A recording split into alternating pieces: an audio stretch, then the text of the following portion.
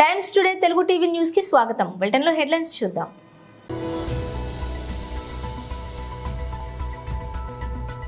Basheer BB దర్గాకు ర్యాలీగా బయలుదేరిన Shri Pawan Kalyan.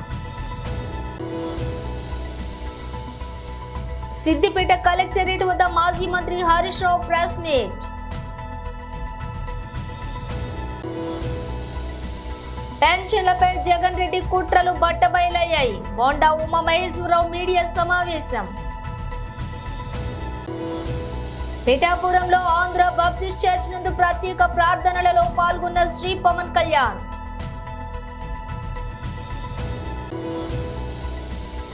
Agency ప్రాంతాల్లో ఎండాకాలం వచ్చిందంటే ఇప్ప పూల పండుగ వాతావరణం.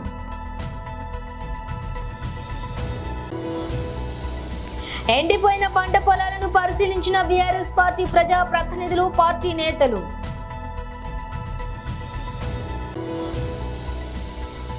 మంత్రి సహా 2 కాంగ్రెస్ నేతలకు లీగల్ నోటీసులు పంపిస్తా కేటీఆర్.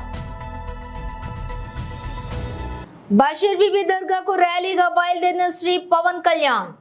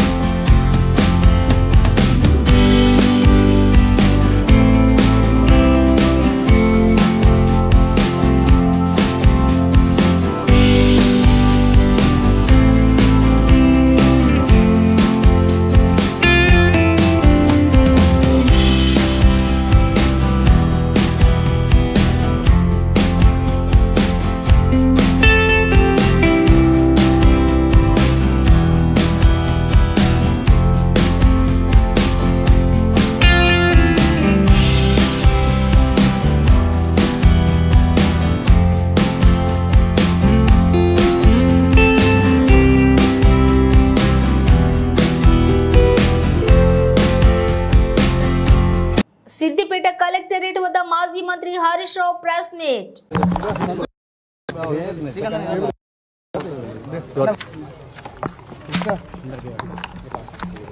తీసుకోనికి ఎవరు వచ్చిందండి రివ్యూ చేసుకున్నాం. పట్ల ఇచ్చినట్టున్నావు కదా.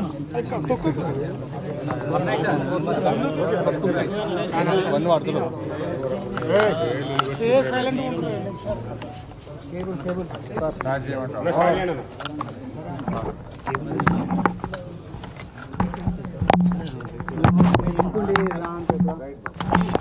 రాష్ట్ర ప్రభుత్వం యొక్క నీటి నిర్వహణలో వైఫల్యం వల్ల, రాష్ట్రంలో విద్యుత్ నిర్వహణలో లోపాల వల్ల రాష్ట్ర వ్యాప్తంగా లక్షలాది ఎకరాల్లో పంట ఎండిపోయి రైతులందరూ కూడా తీవ్రమైనటువంటి ఆందోళనలో ఉన్నారు. ఈ రాష్ట్ర కరువును నివారించే ప్రయత్నాలు చేయకుండా కరువును పెంచి రాష్ట్రాన్ని అపాయంలోకి, రైతాంగాన్ని అపాయంలోకి నెట్టేటువంటి ప్రయత్నం చేస్తూ ఉంది. ఈ నిద్రపోతున్నటువంటి ప్రభుత్వాన్ని తట్టి లేపాలని, రాష్ట్రంలో రైతుల్ని వెంటనే ఆదుకోవాలని చెప్పి బీఆర్ఎస్ పార్టీ అధ్యక్షులు కేసీఆర్ గారు ఇచ్చిన పిలుపు మేరకు అన్ని జిల్లా కేంద్రాల్లో ఈరోజు కలెక్టర్లకు బీఆర్ఎస్ పార్టీ పక్షాన మేము రిప్రజెంటేషన్ చేయడం జరిగింది. ముఖ్యంగా ఈ రాష్ట్ర ప్రభుత్వ తీరు ఎట్లా ఉందంటే, దొంగలు పడ్డాక 6 నెలల కుక్కలు మొరిగినట్టు ఇవాళ కేసీఆర్ గారు పొలం బాట పట్టిన తర్వాత కంటి తుడుపు చర్యలు ప్రారంభించారు. గతంలో కూడా మీరు చూశారు, కేఆర్ఎంబి ప్రాజెక్టులను కేంద్ర ప్రభుత్వానికి అప్పజెప్పి నిద్రపోతున్నటువంటి ప్రభుత్వాన్ని తట్టిలేపింది. ఉద్యమాల ద్వారా ఈ ప్రభుత్వాన్ని కళ్ళు తెరిపించింది బీఆర్ఎస్ పార్టీయే. ఈరోజు ఇప్పుడు కరువుపై కూడా కేసీఆర్ గారు పొలం బాట బట్టి కాలు బయట పెట్టినాకనే ఈ ప్రభుత్వం దిద్దుబాటు చర్యలు ప్రారంభించింది. మీరు చూస్తే నిన్న కాళేశ్వరం ప్రాజెక్టులో భాగంగా గాయత్రి పంప్ హౌస్ నుంచి వరద కాలువకు నీళ్లు విడుదల చేయడం జరిగింది. వరద కాలువకు నీళ్లు విడుదల చేయడం జరిగింది. అదేవిధంగా సాగర్ ఆయకట్టుకు కూడా నిన్న నీళ్లు విడుదల చేశారు. ఇది ఎప్పుడు చేసిండ్రు?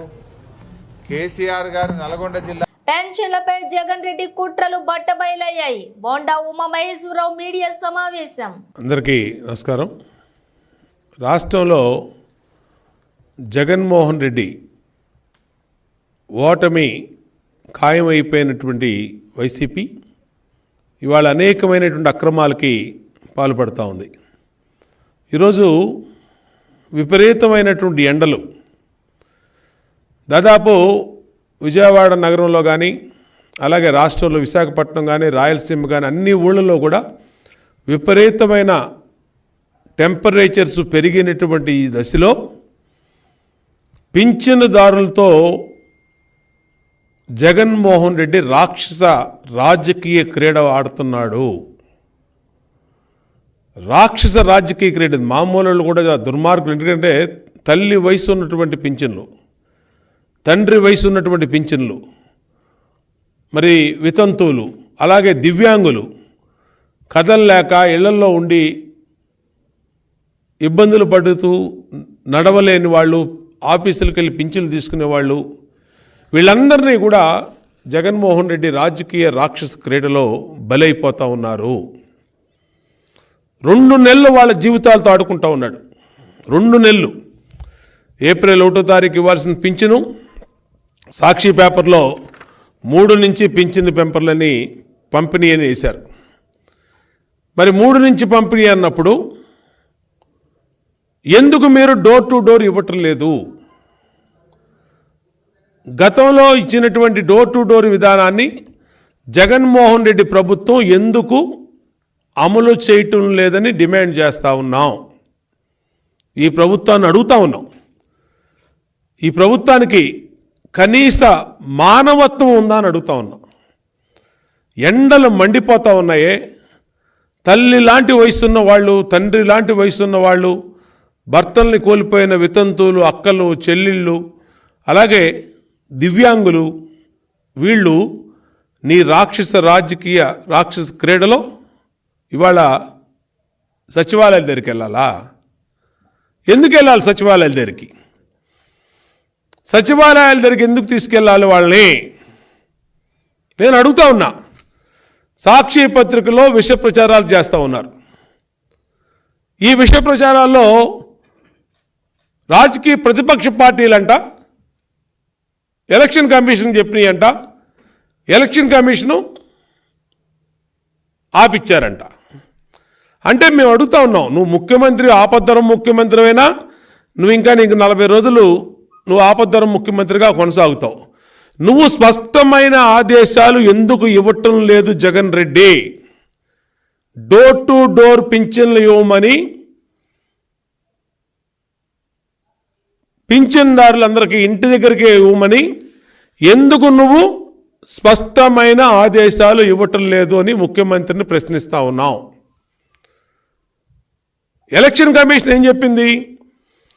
నువ్వు వాలంటీర్ని నీ రాజకీయ ప్రయోజనాల కోసం వాడుకుంటా ఉన్నావు, నీ వైసీపీ ప్రచార కార్యక్రమాల్లో వాడుకుంటా ఉన్నావు.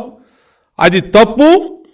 కాబట్టి డీటెయిల్స్ చూస్తే రానున్న ఎన్నికల్లో కాకినాడ జిల్లా పిఠాపురం నుంచి బరిలోకి దిగుతున్న జనసేన అధినేత పవన్ కళ్యాణ్ ఈ ఉదయం స్థానిక ఆంధ్ర బాప్టిస్ట్ చర్చిలో ప్రత్యేక ప్రార్థనలు చేశారు. ప్రార్థనల అనంతరం యు కొత్తపల్లి మండలంలో పొన్నాడలో బషీర్ బీబీ దర్గాకు బయలుదేరారు.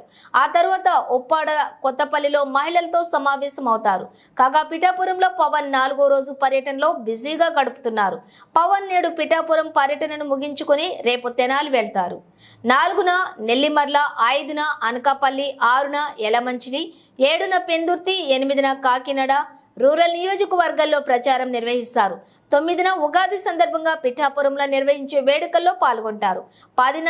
10 రాజోలు, 11న గన్నవరం, 12న రాజానగరం బహిరంగ సభల్లో పాల్గొంటారు పవన్.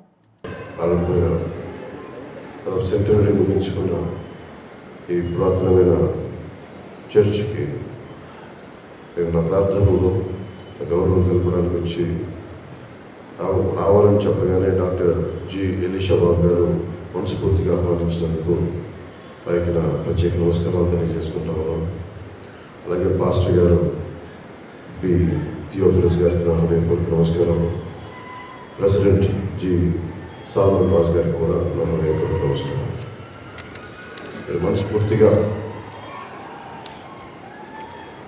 నా విన్నపాన్ని మన్నించి నాకు ఈ చర్చిలో ఈ ప్రార్థనలో పాల్గొనే అవకాశం కల్పించినందుకు ప్రత్యేక ధన్యవాదాలు, కృతజ్ఞతలు.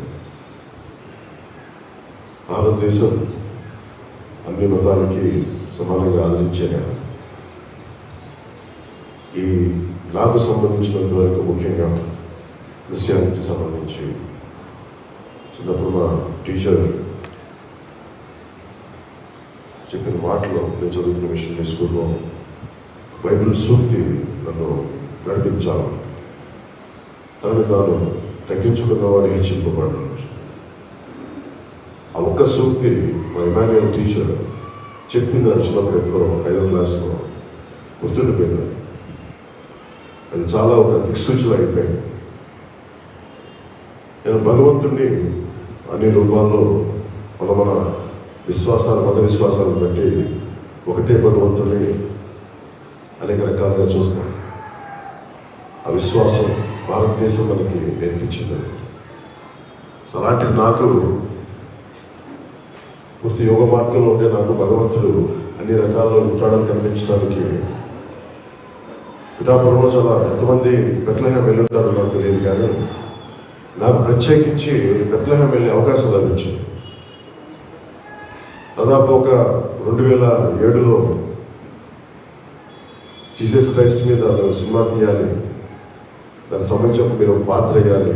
ఈ కథ ఈ కాలంలో ప్రారంభమై జీసస్ జీవితాన్ని చూపించేది అనేది ఒక కథ స్క్రిప్ట్లో పట్టుకొచ్చారు సంగీతం శ్రీనివాసరావు గారు. కూర్చొని నేను వెళ్తున్నప్పుడు నన్ను ఇజ్రాయెల్ తీసుకెళ్ళాను. అది నాకు ఎంత ఆ సినిమా ఎందుకు ప్రారంభం అయింది అంటే స్టార్ట్ చేశారు కానీ అది అవ్వలేదు. కాకపోతే నా కోసమే జీసస్ క్రైస్ట్ జన్మస్థలానికి నన్ను తీసుకెళ్ళింది ఆ ఒక్క అవకాశం. ప్రముఖ వ్యక్తి న్యూఢిల్లీలోని ఏఐసిసి ప్రధాన కార్యాలయంలో భారత జాతీయ కాంగ్రెస్ లో చేరారు. नमस्कार साथियों, वादे के अनुसार फिर से हम लोग हाजिर हैं एक बहुत महत्वपूर्ण व्यक्ति को हमारे पार्टी में, हमारे परिवार में शामिल करने के लिए. उनको आपके सामने बैठे हैं. मेरे साथ चिर परिचित हमारे बहुत पॉपुलर अध्यक्ष अखिलेश जी और हमारे सबके जो आशीर्वाद देते रहते हैं मोहन प्रकाश जी, हमारे 2 विधायक साथी आनंद जी, संतोष जी औरंगाबाद से, और ये हमारे अजय निषाद जी, जिनका हम आज आपके सामने स्वागत करते हैं. जिनका जन्म ही 2 अक्टूबर को हुआ हो, वो भाजपा में क्या कर रहे थे अब तक हमें ये नहीं समझ में आया. तो आपका हम स्वागत करेंगे औपचारिक रूप से, लेकिन उससे पहले मैं अखिलेश जी से निवेदन करूंगा कि अजय निषाद जी के विषय में, वहाँ के राजनीतिक परिप्रेक्ष्य के विषय में आपसे 2 शब्द कहें. मित्रों, आप सभी को मालूम है मुजफ्फरपुर से इनके पिताजी 4 बार कैप्टन जयनारायण निषाद साहब हम लोगों के भी नेता थे. और ईबीसी की आज बात जो शुरू हुई है तो इनके पिताजी से शुरू हुआ था. बिहार के राजनीति में जो रिलेवेंस हुआ ईबीसी का, वो उनकी वजह से हुआ.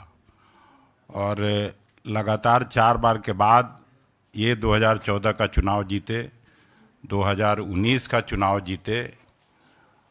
उसके बाद अच्छा कहा आपने कि ये भाजपा में क्यों थे. इनके पिताजी लगातार भाजपा के वसूलों के खिलाफ उन्होंने काम किया, और ये भी थे जरूर वहाँ, लेकिन घुटन में ही रहते थे. कई बार बात होती थी.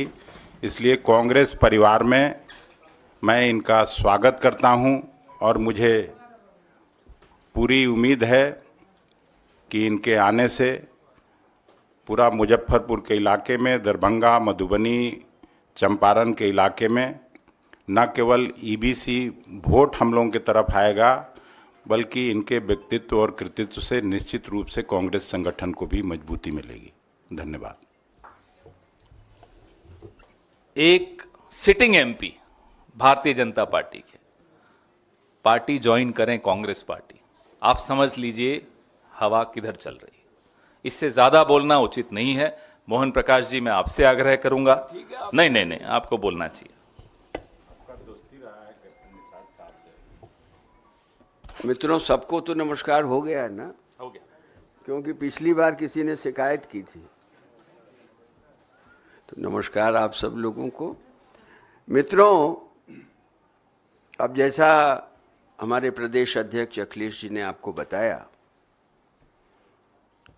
कि इनके पिताजी 4 बार और 2 बार ये संसद सदस्य रहे हैं। सिर्फ इतना नहीं, समाजवादी आंदोलन के और दलित, शोषित, पीड़ित और अति पिछड़ों के आवाज़ उठाने वाले वो रहे हैं, और ये भी उन्हीं के नक्शे कदम पर। తెలంగాణ రాజకీయాలను ఫోన్ ట్యాపింగ్ వ్యవహారం కుదిపేస్తోంది. ఈ అంశంలో ప్రధానంగా బీఆర్ఎస్ వర్కింగ్ ప్రెసిడెంట్ కేటీఆర్ పై కాంగ్రెస్ నేతలు విమర్శలు గుప్పిస్తున్నారు. ఈ క్రమంలో ఎక్స్ వేదికగా కేటీఆర్ స్పందిస్తూ తీవ్ర వ్యాఖ్యలు చేశారు. తనపై అసత్య ఆరోపణలు చేసిన వారిపై చట్టపరంగా పరువు నష్టం దావా వేస్తానని చెప్పారు. నా పరువుకు భంగం కలిగేలా ఆరోపణలు చేసిన 2 కాంగ్రెస్ నేతలు ఓ మంత్రికి లీగల్ నోటీసులు పంపిస్తా. నిరాధారమైన సిగ్గుపడాల్సిన ఆరోపణలు చేసినందుకు వారు నాకు క్షమాపణలు చెప్పాలి, లేదా చట్టపరమైన చర్యలను ఎదుర్కోవడానికి సిద్ధంగా ఉండాలి. వాస్తవాలను తెలుసుకోకుండా వార్తలు రాస్తున్న న్యూస్ అవుట్లెట్లకు కూడా లీగల్ నోటీసులు పంపిస్తా అని ట్వీట్ చేశారు. తన ట్వీట్లో మంత్రి కొండ సురేఖ పేరును నేరుగా ప్రస్తావించకుండా ఒక మంత్రి అని కేటీఆర్ పేర్కొన్నారు. తన ట్వీట్ కు ఆంగ్ల వార్తా పత్రికలో వచ్చిన ఒక కథనాన్ని షేర్ చేశారు. ఏపీ ఎన్నికల్లో పోటీ చేయబోయే అభ్యర్థుల జాబితాలను కాంగ్రెస్ పార్టీ నేడు విడుదల చేయనుంది. ఏపీసీసీ అధ్యక్షురాలు షర్మిల నేడు కడప జిల్లాలో పర్యటించనున్నారు. ఇడుపులపాయలో తన తండ్రి వైఎస్ఆర్ ఘాట్ వద్ద ఆమె ప్రత్యేక ప్రార్థనలను నిర్వహించనున్నారు. అనంతరం అభ్యర్థుల జాబితాను ఆమె ప్రకటించనున్నారు. సాయంత్రం కడపలో ఇఫ్తార్ విందులో ఆమె పాల్గొంటారు. మరోవైపు కడపలో లోక్సభ స్థానం నుంచి షర్మిల పోటీ చేయబోతున్నట్లు తెలుస్తోంది. కడప నుంచి ఆమె అభ్యర్థిత్వాన్ని హైకమాండ్ ఖరారు చేసినట్లు సమాచారం. ఢిల్లీలోని ఏఐసీసీ ప్రధాన కార్యాలయంలో నిన్న కాంగ్రెస్ ఎలక్షన్ కమిటీ సమావేశం జరిగింది. ఈ సమావేశంలో సోనియా గాంధీ, రాహుల్ గాంధీ, మల్లికార్జున్ ఖర్గే, పార్టీ ప్రధాన కార్యదర్శి కేసీ వేణుగోపాల్, ఏపీ వ్యవహారాల ఇన్ఛార్జి మాణిక్యం ఠాగూర్, షర్మిల పాల్గొన్నారు. ఈ సందర్భంగా 117 అసెంబ్లీ స్థానాలు, 17 ఎంపీ స్థానాల అభ్యర్థులపై చర్చించారు. పొత్తుల్లో భాగంగా కమ్యూనిస్టులతో సర్దుబాటు నేపథ్యంలో ఇతర స్థానాలను పెండింగ్ లో ఉంచినట్లుగా సమాచారం. పిసిసి మాజీ అధ్యక్షుడు, మాజీ ముఖ్యమంత్రి, మాజీ మంత్రి రఘువీరారెడ్డి ఎన్నికల బరిలో లేరని తెలుస్తోంది. భద్రాద్రి కొత్తగూడెం జిల్లా చెర్ల ఏజెన్సీలో జోరుగా సేకరణ, అడవుల్లో పండుగ వాతావరణం. ఉపాధి పొందుతున్న గిరిజనులు, విప్ప పూలను సేకరిస్తున్న గిరిజనులు. ఏజెన్సీలో ఎండాకాలం వచ్చిందంటే ఇప్ప పూలతో సందడితో కూడిన పండుగ వాతావరణం కనిపిస్తోంది. గిరిజనులకు చేతి నిండా పని ఉంటుంది. ఈ సమయంలో విప్ప చెట్లు విస్తారంగా పూస్తాయి. చిన్న పెద్ద తేడా లేకుండా గిరిజనులు విప్ప పూలను సేకరిస్తారు. తెల్లవారుజాము నుంచి అడవులకు వెళ్తారు. మార్చి నెల నుంచి ప్రారంభమయ్యే పూల సేకరణ మే చివరి వరకు కొనసాగుతుంది. సేకరించినటువంటి పూలను జీసీసీ సంస్థ వ్యాపారస్తులకు గిరిజనులు విక్రయిస్తారు. గిరిజనులు ప్రీతిగా సేవించే నాటుసారా, ప్రసాదాల తయారీ, ఆహారంలో విప్ప పూలను ఉపయోగిస్తారు. విప్ప పూలను ప్రకృతి అందించే వరప్రసాదంగా గిరిజనులు భావిస్తుంటారు. ఈ పూలతో ప్రతి ఏడాది 3 నెలలతో పాటుగా ఉపాధి పొందుతూ ఉంటారు. విప్ప పూలలో లభ్యమయ్యేది కూడా ఇలా ప్రతి ఏడాది మార్చి నెల నుంచి మే నెల చివరి వరకు మాత్రమే. విప్ప చెట్లకు విప్ప పూలు పూస్తూ ఉంటాయి. చర్ల మండలంలోని ఈ చెట్లు అధిక సంఖ్యలో ఉన్నాయి. విప్ప పూలు ప్రతిరోజు తెల్లవారుజాము నుంచే చెట్ల నుంచి కింద పడుతూ ఉంటాయి. ఈ క్రమంలో గిరిజనులు అక్కడికి చేరుకుని పూలను సేకరిస్తూ ఉంటారు. అనంతరం బుట్టల్లో వాటిని నింపుకొని ఇళ్లకు తరలిస్తారు. వాటిని ఎండలో ఆరబెడతారు. అనంతరం వాటిని నిల్వ చేస్తారు. మండలంలోని పలు గ్రామాల్లో ఈ పూల సేకరణ ఎక్కువగా ఉంటుంది. సేకరించినటువంటి విప్ప పూలతో గిరిజనులు ఎక్కువగా సారా తయారు చేస్తారు. ముందుగా పూలను నీటిలో నానబెడతారు. అనంతరం మట్టి కుండలో పోసి ఉడకబెడతారు. ఇదే క్రమంలో విప్ప పూల నుంచి తెల్లటి ద్రావణంలో సారా బయటకు వస్తూ ఉంటుంది. ద్రావణాన్నే గిరిజనులు ఇప్ప పూలతో సహా పువ్వుతో సారా తయారు చేస్తూ ఉంటారు. తర్వాత ఇప్పకాయ సీజన్ వస్తుంది. గిరిజనులు వాటిని సేకరించి గానుగలు, మిల్లెలు వద్దకు తీసుకుని వచ్చి ఇప్ప బద్దను నూనెగా ఆడిస్తారు. గిరిజనులు ఆ నూనెను ఉడకబెట్టి వంట నూనెగా వాడతారు. బులెటిన్ ముగించే ముందు హెడ్లైన్స్ మరోసారి.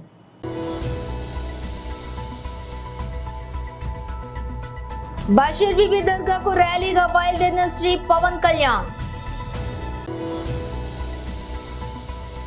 సిద్దిపేట కలెక్టరేట్ వద్ద మాజీ మంత్రి హరీష్ రావు ప్రెస్ మీట్. పెన్షన్లపై జగన్ రెడ్డి కుట్రలు బట్టబయలయ్యాయి. బోండా ఉమా మహేశ్వరరావు మీడియా సమావేశం. పిఠాపురంలో ఆంధ్ర బాప్టిస్ట్ చర్చ్ నందు ప్రత్యేక ప్రార్థనలలో పాల్గొన్న శ్రీ పవన్ కళ్యాణ్.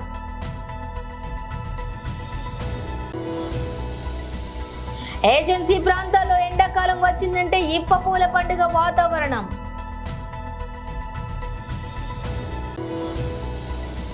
ఎండిపోయిన పంట పొలాలను పరిశీలించిన బీఆర్ఎస్ పార్టీ ప్రజా ప్రతినిధులు, పార్టీ నేతలు.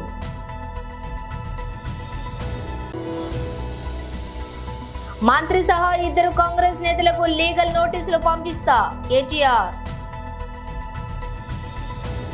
ఇవి ఇవాల్టి బులెటిన్ విశేషాలు. మరో బులెటిన్తో మళ్ళీ కలుద్దాం.